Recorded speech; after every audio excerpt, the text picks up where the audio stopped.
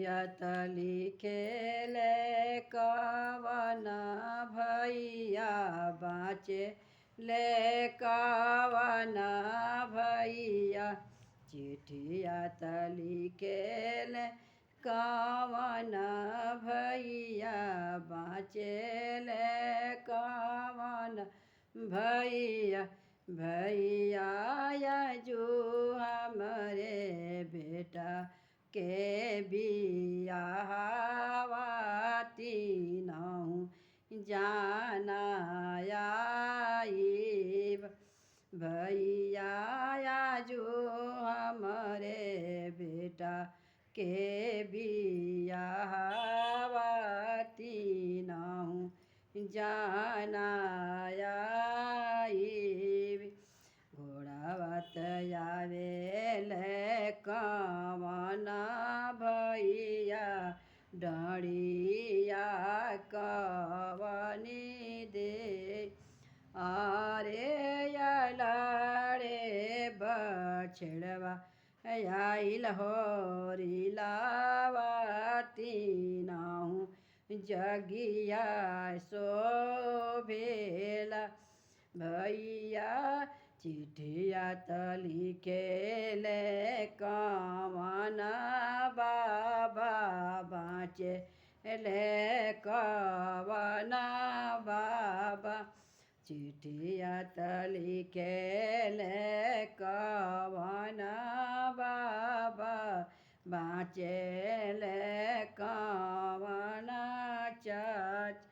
भैया चाचा आजू हमारे भैया बेटा के जाने जाने तीनहु जाना आइब भैया आजू हमारे बेटा के जाने तीनहु जाना आइब डरिया घोड़ावा तयावेले कवन बचाचा डरिया कवनी चाची घोड़ावा तयावेले कवन चाचा डरिया कवनी चाच अरे यालाड़े बछड़वा आवल हो रिलावा त जगी हमरे शोभेला अरे यालाड़े बछड़वा आइल हो रिलावा त जगी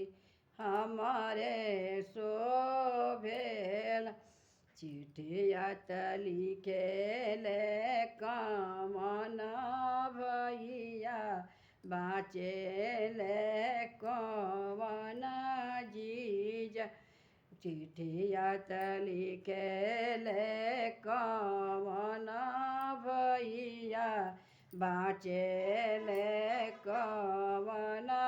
जीजा भैया जीजा आजू हमारे बेटा के जाने तीनहु जाना आइब भैया आजू हमारे बेटा के जाने तीनहु जाना आइब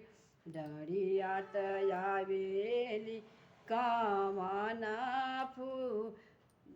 घोड़ावा तयावेले कवन फूफा डरिया कवन फूफा घोड़ावा तयावेले कवन फूफा डरिया कवन अरे यालाड़े बछड़वा आइल ये नावा तीनहु जगिया शोभेल बछड़वा आइल भये नावा तीनहु जगिया शोभेला।